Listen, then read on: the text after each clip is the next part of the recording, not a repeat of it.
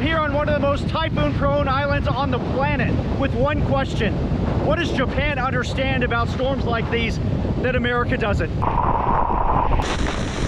Typhoon Bavi crossed Japan's Sakishima Islands as a Category 2 storm, with winds between 80 to 100 miles an hour.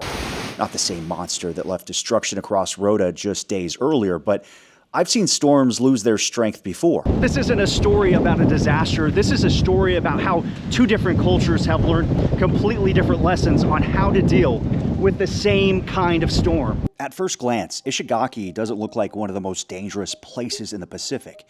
Nearly 1.5 million people come here every year for the turquoise water, coral reefs, and some of Japan's most famous beef. This island sits in the path of some of the strongest typhoons on Earth. It's known as Typhoon Alley. Here, they're not once-in-a-generation disasters. They're a part of life, and you can see it everywhere. Winds gusting around 100 miles per hour or so, but this is the type of storm that an island like Ishigaki can shrug off because they've engineered everything to withstand winds like this. Everything is concrete, from gazebos to power lines. Homes, businesses, hotels are all reinforced concrete. The more I went around Ishigaki, the more I realized this wasn't a place scrambling to prepare for Bavi. It's a place built around the expectation that another typhoon is always coming. One thing you notice, unlike Florida, the Gulf Coast, people aren't putting up plywood. They're putting up basically fishing net. Look at this net. Why? Why would they do that? Well, imagine these nets are kind of like a catcher's mitt. And so it keeps the debris from smashing into open windows and doors like this, because it takes the kinetic energy, like a catcher's mitt, and softens the blow, basically. Now, of course, it's not perfect, but everywhere in this city is concrete. So how on earth are you going to be able to take on and take off plywood very easily? You're not going to. So what they do is they have these loops already pre-put in.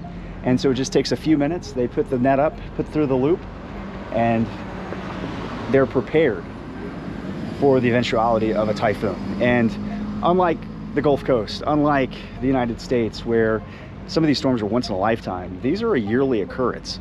Around 7 or so typhoons, storms come through these areas and this island chains, the Ryukyus, on a yearly basis. So this is not something out of the ordinary. These steel storm shutters, of course, the best you can have, but a lot of places still use the nets instead because these buildings are very expensive to retrofit. As you can imagine, they're reinforced concrete. So this is an affordable and effective way for these businesses, these buildings, to still protect their building. Again, it's one layer after another layer. Even in a place as advanced to typhoons, you still see stuff like this. This is tape that they put on windows. You see this really often in Latin America, especially. It does nothing, absolutely nothing, to make these windows stronger. It's really a myth. And the preparation doesn't stop at people's homes or businesses. Ishigaki is known throughout Japan, as I mentioned, for its prized beef that's raised right here on the island. Even these cattle are part of that typhoon plan, because preparing for the next storm here isn't only just about protecting lives, it's about protecting a way of life. Growing up on a farm in Colorado, I guess the farm kid in me gets a little excited to do this and see stock like this. These are some of the most special cows on the planet because they produce the wagyu beef. This is some of the most prized wagyu beef that Japan makes, and this is it. These cows, and it's partly because there's so few in the production. I just spoke with the farmer about Typhoon Bavi coming and where do they bring these prized cows. He says they keep them here. You can see this is a wooden structure, but it also has concrete footings. There's a lot. I mean, they have this doubly reinforced. But Bavi wasn't enough to overwhelm generations of preparation. On Ishigaki, a 100-mile-an-hour typhoon looks different. The trees still bend, the waves still crash. Life keeps moving. I've seen weaker storms in America bring cities to a halt. When I'm traveling for a storm, I need my phone to work the second I land. Whether it's here to the West Coast or across the ocean, wherever the story takes me, I don't want to waste time looking for a SIM card at the airport, and that's why I use Saily. Saily is an eSIM app with affordable data plans in 200 plus destinations. So whether I'm chasing a typhoon, covering breaking weather, or doing a wine tasting in Tuscany, I can stay connected. You download the app, choose your destination, pick a plan, and you're online. And once Saely's installed, you don't have to install a new eSIM every time you go to a different country. You can just manage it all inside the app. That means maps, messages, weather data, uploads, and calls are ready when you need them.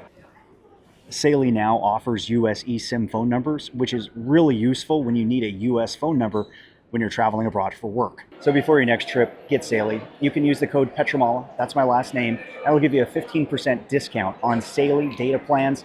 Download Saely or go to saely.com/Petramala. Cracks, guys. There it goes, there it goes. Hurricane Beryl reached Texas as a Category 1. Millions lost power. Some waited more than a week to get it back. The ironic thing of how everything is constructed here in Japan that's made it so hurricane or typhoon hardened is the fact that it began after World War II in the United States. You can imagine after the war, everything was destroyed here. The homes, the buildings, they were all wooden construction.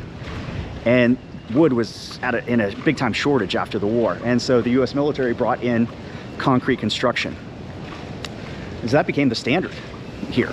And over time, the Japanese continued to engineer the construction to reinforce, to ensure that these buildings could handle the typhoons that on average come through here around 7 times or so a year.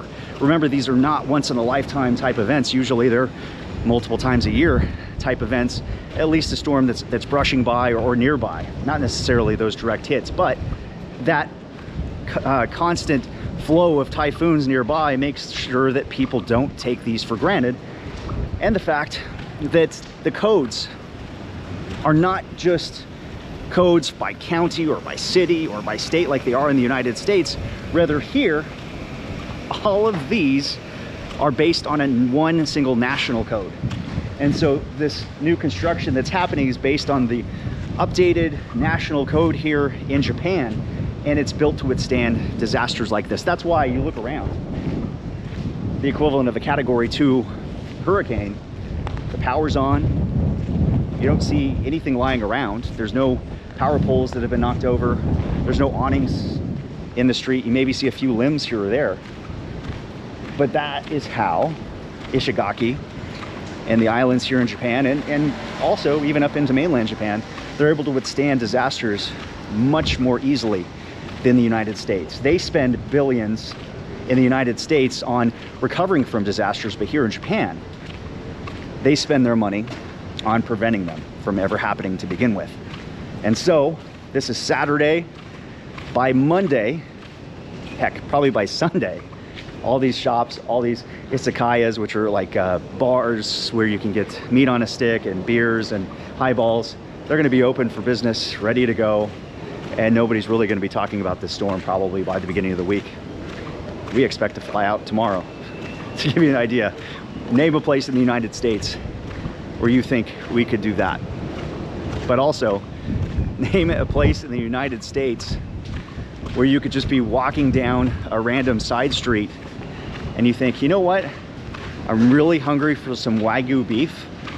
Let me go to this vending machine. Huh. You can get wagyu from vending machines next to the ones with the Coca-Cola in the water. Different cultures, different approaches. I think we could do better.